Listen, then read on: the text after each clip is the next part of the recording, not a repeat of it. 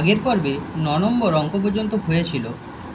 8 নম্বর chapter 9 নম্বর অঙ্ক পর্যন্ত হয়েছিল। আজ এই পর্বে 10 নম্বর অঙ্ক। দেখো তোমরা 10 নম্বর অঙ্কেতে তোমাদের বইয়েতে দেখো 10 নম্বর অঙ্কেতে দেয়া আছে একটি লম্ববৃত্তাকার চোঙাকৃতি স্তম্ভের বক্ষতলের ক্ষেত্রফল 264 বর্গমিটার এবং আয়তন 924 ঘনমিটার হলে ওই স্তম্ভের ব্যাসের দৈর্ঘ্য আর উচ্চতা। দেখো এখানে বক্ষতলের ক্ষেত্রফল বার করতে গেলে ব্যাসার্ধের দৈর্ঘ্য আর উচ্চতাটা লাগবে, আর আয়তন বার করতে গেলেও ব্যাসার্ধের দৈর্ঘ্য আর উচ্চতা লাগবে।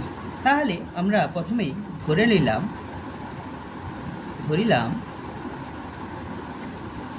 লম্ববৃত্তাকার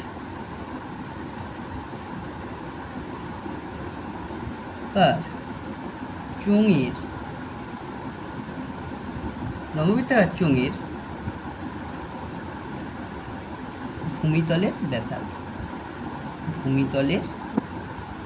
ব্যাসার্ধ সমান আর মিটার।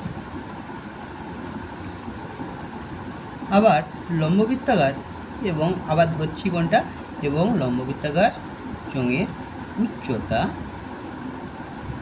h metre. তোমরা সূত্র জানো চোঙটির বক্রতলের ক্ষেত্রফল। অতএব দেখো ভূমিতলে ব্যাসার্ধ দেওয়া আছে ধরে নিয়েছি আর উচ্চতা ধরে নিয়েছি, তাহলে বক্রতলের ক্ষেত্রফল কত হবে? চোঙটির লম্ববৃত্তাকার চোঙাকৃতি স্তম্ভের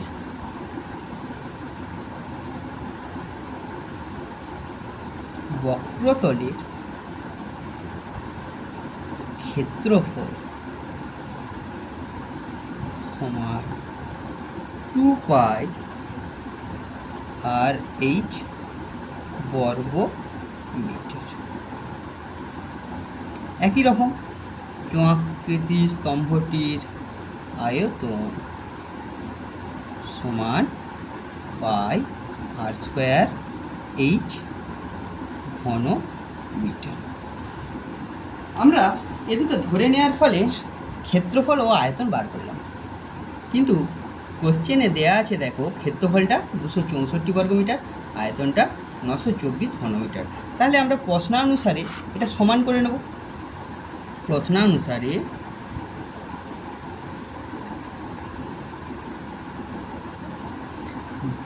2 পাই আর h সমান বক্ষতলের ক্ষেত্রফল কত? 264। এটাকে 1 নাম্বার দিলাম। এবং দেখো পাই আর স্কোয়ার h সমান কত? 924, 2 নাম্বার। ভালো করে লক্ষ্য করো, দেখো আমাদের কি লাগবে?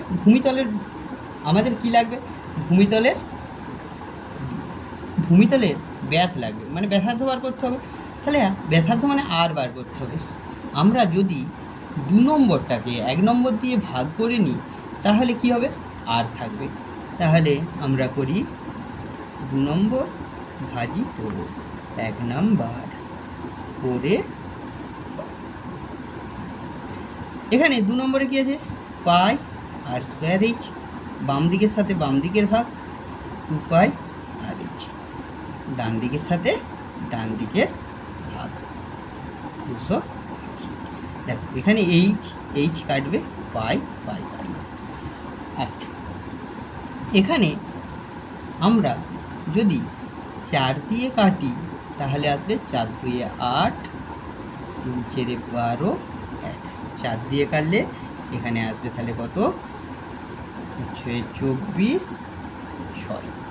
আবার 11 দিয়ে কাটলে কত আসবে? দেখো 11 দিয়ে কাটলে 2 1, আর 11 দিয়ে কাটলে 6।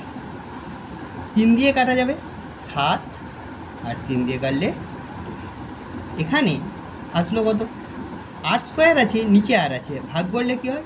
আর নিচে যেমন 2 ছিল 2 রইল, এখানে 7-এর তাহলে দেখো আর নিচে আছে, এই পাশে আসলে গুণ হবে, আর সমান কত বেরালো 7, আর সমান আমাদের বেরিয়ে গেল 7। আর এর মান আমরা পেয়ে গেছি। তাহলে আমরা যদি এক নাম্বারে কিংবা 2 নম্বরে যে কোনোটাতে আর এর মান বসিয়ে দিই তাহলে কি আসবে, আননোন যেটা এইচ সেটা মান চলে আসবে। তাহলে আমরা 1 নাম্বারেই বসাই। 1 নাম্বার সমীকরণে আর সমান 7 বসিয়ে পাই। তোমরা ভালো করে দেখো, 2 পাই আর এর মান তাহলে কত 7, আর এর জায়গায় বসালাম 8 সমান 264, বা পাই মানে 22-এর 7 ইন্টু 7 ইন্টু 8 সমান 264। এই 7 কাটবে, তাহলে এইচ সমান আসছে কত 264/2 গুণিত 22। 11 দিয়ে কাটলাম কিছুক্ষণ আগেই, 11 2 4, 11 দিয়ে কাটলে 2 দিয়ে কাটলে 12, 2 দিয়ে কাটলে 6, তাহলে আসলো এইচ সমান কত 6। আমাদেরকে এইখানের অঙ্কেতে ব্যাসের দৈর্ঘ্য নির্ণয় করতে দিয়েছে, কিন্তু আর সমান 7 বেরিয়েছে। আর আমরা ধরেছিলাম ব্যাসার্ধ, ব্যাস কী হয় ব্যাসার্ধের দিক। তাহলে আমরা লিখব স্তম্ভটির ব্যাস সমান 2 গুণিত 7 মিটার। 7 2 কত হবে 14 মিটার। আবার স্তম্ভটির উচ্চতা এই ধরেছিলাম যে 6 মিটার। তাহলে এই অঙ্কটা আমরা সহজেই বুঝতে পারলাম। তারপরে দেখো 11 নম্বর অঙ্ক। 11 নম্বর অঙ্কে কি দেয়া আছে, 9 মিটার উচ্চতা বিশিষ্ট একটি লম্ববৃত্তাকার চোঙাকৃতি ট্যাঙ্ক জলপূর্ণ আছে। 6 সেমি দৈর্ঘ্যের ব্যাসের একটি পাইপ দিয়ে মিনিটে 225 মিটার বেগে জল বের হয়। তাহলে 36 মিনিটে ট্যাঙ্কটির সমস্ত জল বেরিয়ে যায়। ট্যাঙ্কের ব্যাসের দৈর্ঘ্য হিসাব করতে বলেছে। এখানে একটা ট্যাঙ্ক দেয়া আছে, তাতে একটা পাইপ লাগানো আছে যেটা দিয়ে জল বেরিয়ে যাচ্ছে। এই পাইপটা দিয়ে 36 মিনিটে জল বেরিয়ে যাবে। তাহলে সম্পূর্ণ ট্যাঙ্কটা খালি করে ফেলবে 36 মিনিটে। তাহলে 36 মিনিট দিয়ে এই নল বা পাইপ দিয়ে যে জল বেরাবে সেই জলের আয়তন এই ট্যাঙ্কে জলের আয়তনের সমান। এই জিনিসটা করলে আমরা সমাধান করতে পারব। তাহলে ট্যাঙ্কের ব্যাসের দৈর্ঘ্য বার করতে বলেছে। আমরা সবসময় ব্যাসার্ধ নিয়ে কাজ করি, তাই আমরা এখানে ধরে নেব ট্যাঙ্কটির ব্যাসার্ধের দৈর্ঘ্য। ট্যাঙ্কটির ব্যাসার্ধের দৈর্ঘ্য সমান, এখানে একটা লিখবে ধরিলাম, ধরছি তো তাই ধরিলাম বা মনে করিলাম, যাই হোক একটা লিখবে। ধরিলাম ট্যাঙ্কটির ব্যাসের দৈর্ঘ্য আর এখানে কি সে দিয়েছে ওটা মিটার। আর আমরা ট্যাঙ্কের ব্যাসের দৈর্ঘ্য ধরে নিলাম, ব্যাসার্ধের দৈর্ঘ্য ধরে নিলাম আর মিটার। এবার ট্যাঙ্কটি উচ্চতা দিয়েছে 9 মিটার এবং ট্যাঙ্কটির উচ্চতা সমান 9 মিটার। লম্ববৃত্তাকার ট্যাঙ্ক বলেছে, যেখানে উচ্চতা দেওয়া আছে ব্যাসার্ধ দেওয়া আছে, আয়তন বার করতে পারবো। অতএব লম্ববৃত্তাকার ট্যাঙ্কের আয়তন পাই আর স্কোয়ার এইচ ইন্টু 9 ঘন মিটার। তাহলে এখানে আসলো কত? 9 পাই আর স্কোয়ার ঘন মিটার। এখান পর্যন্ত সকলে বুঝতে পেরেছ? এবার 6 সেমি দৈর্ঘ্যের ব্যাসের একটা পাইপ, পাইপটার ব্যাস দিয়ে দিয়েছে কত? 6 সেমি। তাহলে পাইপটির ব্যাসার্ধ, পাইপটির ব্যাসার্ধ সমান কত হবে? ব্যাস বাই 2, একক দেওয়া আছে সেমি, তাই সেমি। এখানে 3 সেমি, কিন্তু আমরা অঙ্কেতে এইখানে সলিউশনটাই কিসে আনেছি? মিটারে, তাই সেন্টিমিটারটাকে আমরা মিটারে নিয়ে আসবো। সেন্টিমিটারকে মিটারে নিয়ে আসতে গেলে 100 দিয়ে ভাগ করতে হয়, তাহলে 2 ঘর দশমিক বিন্দু এগিয়ে যাবে, তাই 0.03 মিটার কাটা। যেহেতু পাইপটি দিয়ে মিনিটে 225 মিটার বেগে জল বের হয়, যেহেতু পাইপটি দিয়ে মিনিটে 225 মিটার বেগে জল বের হয়, অতএব 1 মিনিটে পাইপটা দিয়ে মোট জল বেরোবে। ব্যাসার্ধটা এটা, মিনিটে এত বেগে বেরোচ্ছে, তাহলে এই মিনিটের বেগটা 1 মিনিটের ওই পাইপটার দৈর্ঘ্য পর্যন্ত জলটা আসবে। তাহলে এটাকে আমরা কী করে নেবো? দৈর্ঘ্য বা উচ্চতা ধরে নেবো, আর এটা ব্যাসার্ধ ধরে নেবো।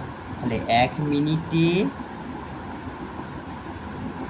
পাইপ দ্বারা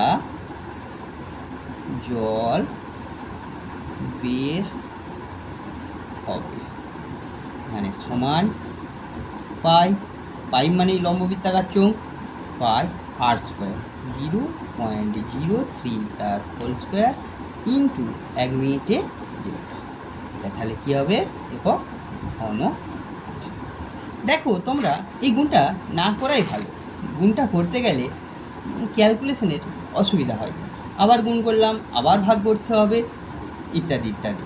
কিন্তু আমরা যদি রেখে দিই তাহলে আমাদের কিছু অসুবিধা নেই। বলছে এই পাইপটা দিয়ে 36 মিনিটে ট্যাঙ্কটা খালি করা যায়। তাহলে 1 মিনিটে জল এতটা বেরোয়, 36 মিনিটে কত জল বেরোবে আমরা বার করে নেব। অতএব 36 মিনিটে পাইপ দ্বারা জল বের হবে সমান। তাহলে এখানে কি শুধু 36 গুণ হয়ে যাবে, পাই ইন্টু 0.03 তার হোল স্কোয়ার ইন্টু 225 ইন্টু 36 ঘনমিটার। পাইপ দিয়ে যে জলটা বেরালো 36 মিনিটে, সেই জলের পরিমাণ আর এখানে ট্যাঙ্কের জলের পরিমাণ একই। তাহলে প্রশ্নানুসারে আমরা লিখে নেব, প্রশ্নানুসারে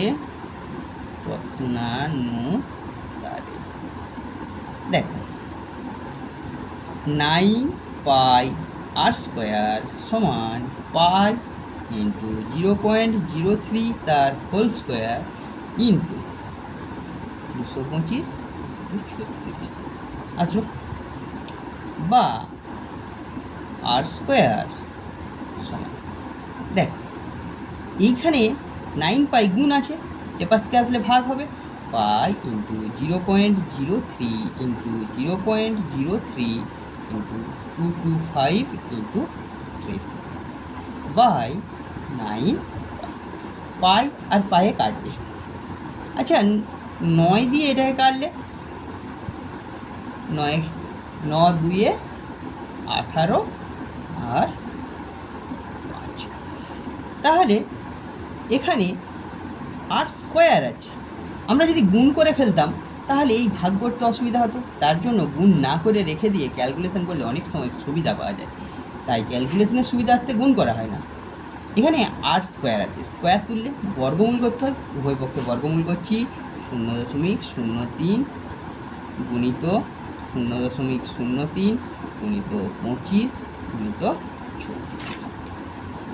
এখানে 0.03 গুণিত 0.03 মানে একটা 0.03, 25, 5, 25-এর বর্গমূল 5, 36-এর বর্গমূল 6। দেখ 3/100 গুণিত 5-6 কাটল সমান 9/10। বা আর এই আরগুলো লিখে নিবে, না লিখলেও কোনো অসুবিধা নেই। তাহলে আমরা ব্যাসার্ধের দৈর্ঘ্য পেয়ে গেলাম, ট্যাঙ্কের ব্যাসার্ধের দৈর্ঘ্য আর ধরেছিলাম, ব্যাসার্ধের দৈর্ঘ্য পেয়ে গেলাম। তাহলে আমরা লিখব অতএব ট্যাঙ্কটির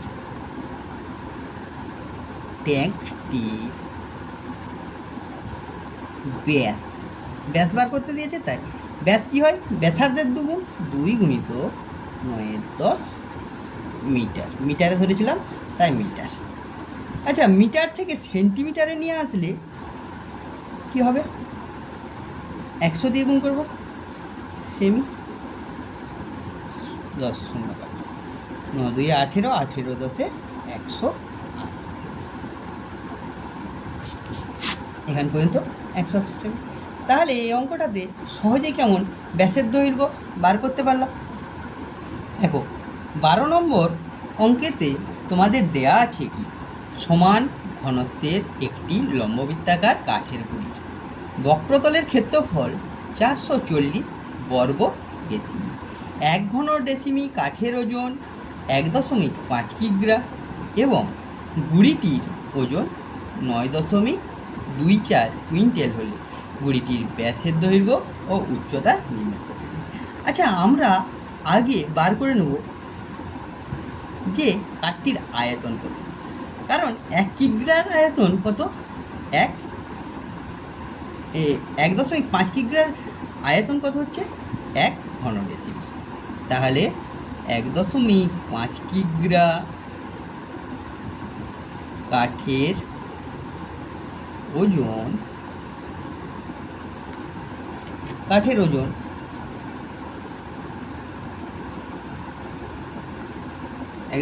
কিগ্রা কাঠের ওজন 1 ঘন ডেসিমি আসলো। এখানে দেয়া আছে 1 কিগ্রার ওজন কাঠের ওজন হবে 1/1 কিগ্রা কাঠের ওজন তাহলে কত হবে 1/1.5 ঘন ডেসিমি। 1 কিগ্রা কাঠের ওজন এর আয়তন, এটা লিখব এর আয়তন, তাহলে আয়তন কত হচ্ছে 1 এর 1.5।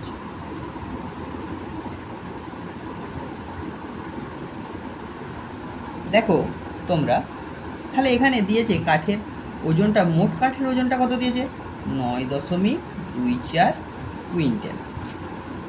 তাহলে 9.24 কুইন্টাল মানে 924 কিগ্রা কাঠের ওজন হবে কত, 924/1.5, ওজনের আয়তনটা তাহলে কত হচ্ছে 924/1.5 ঘন ডেসিমি।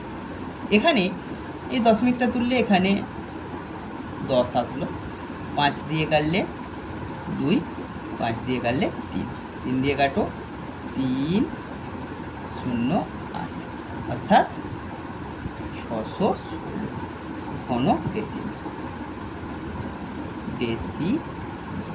তাহলে পুরো কাঠটার আয়তন কত হয়ে গেল 616 ঘন ডেসিমি। এখানে 600 ঘন ডেসিমি চলে আসছে। তোমাকে একই রকমভাবে দিয়েছে যে 10-এর অঙ্কটার মতো গুঁড়িটির ব্যাসের দৈর্ঘ্য আর উচ্চতা, আগেই বক্রতলের ক্ষেত্রফল দিয়ে দিয়েছিল, আয়তনটা বার করে নিয়েছি, একই রকম 10-এর অঙ্কের মতো একই রকম ধরিলাম। তাহলে প্রথমে ধরে নেব কি যে গুড়িটির ব্যাসার্ধের দৈর্ঘ্য। ধরিলাম গুড়িটির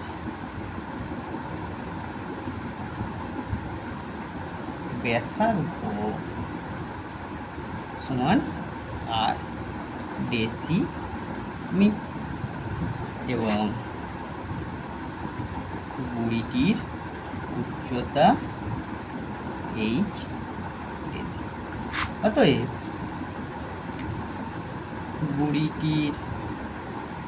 গুড়িটির আয়তন সমান পাই আর স্কোয়ার এইচ ঘন ডেসি এবং গুড়িটির বক্রতলের ক্ষেত্রফল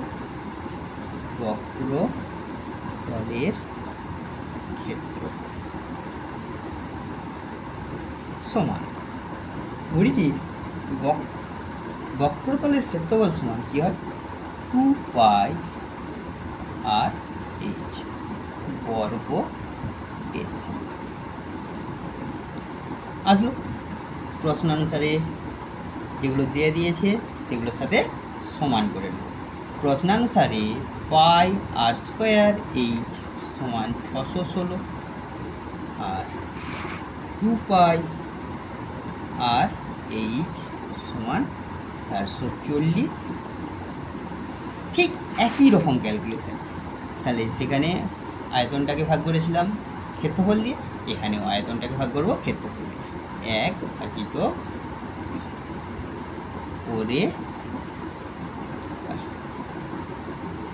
পাই আর স্কোয়ার এইচ বাই 2 আর এইচ সমান 616/440।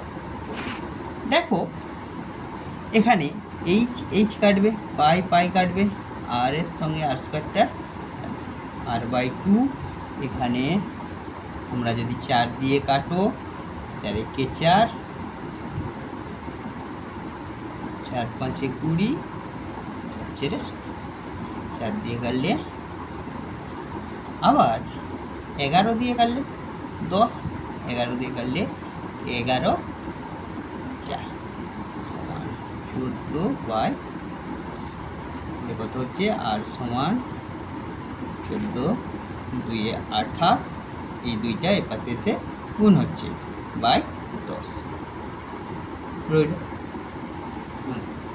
ব্যাসার্ধ পেয়ে গেলাম। এবার আর পেয়েছি, এইচ বার করবো। তাহলে আমরা 2 নম্বর সমীকরণটাতে যদি আর এর মান বসিয়ে দিই তাহলে আমরা সহজেই এইচ বার করতে পারবো। তাহলে 2 নম্বর সমীকরণে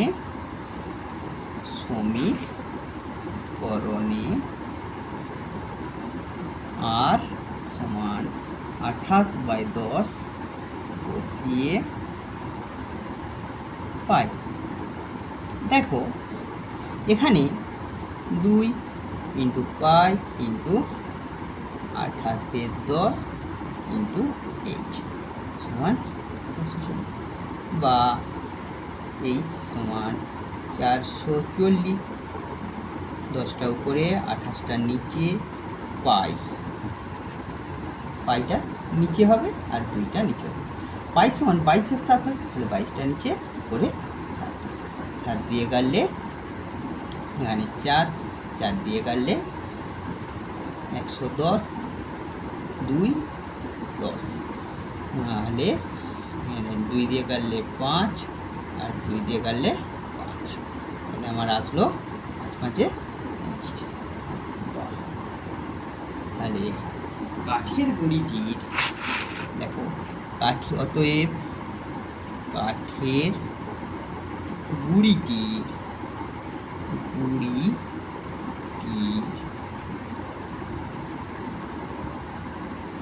দৈর্ঘ্য, উচ্চতাটাই কি হয়ে যাবে, দৈর্ঘ্য সমান 25 ডেসি। আবার দেখো কাঠের গুঁড়িটির ব্যাস কি হবে, ব্যাসার্ধকে 2 দিয়ে গুণ, 2 × 28/10 করলাম। ডেসি 28 দুনে 56, 56 by 10 decimal, 56 by 10 deci সমান 5.6 ডেসি। আজকের পর্বে এই পর্যন্ত। পরের পর্বে 13 নম্বর অঙ্ক থেকে হবে। ভালো করে এই অঙ্কগুলি দেখো, প্র্যাকটিস করো। অঙ্ক পরিমিতি থেকে অনেক নাম্বারই মাধ্যমিকেতে আসে। Please subscribe my YouTube channel.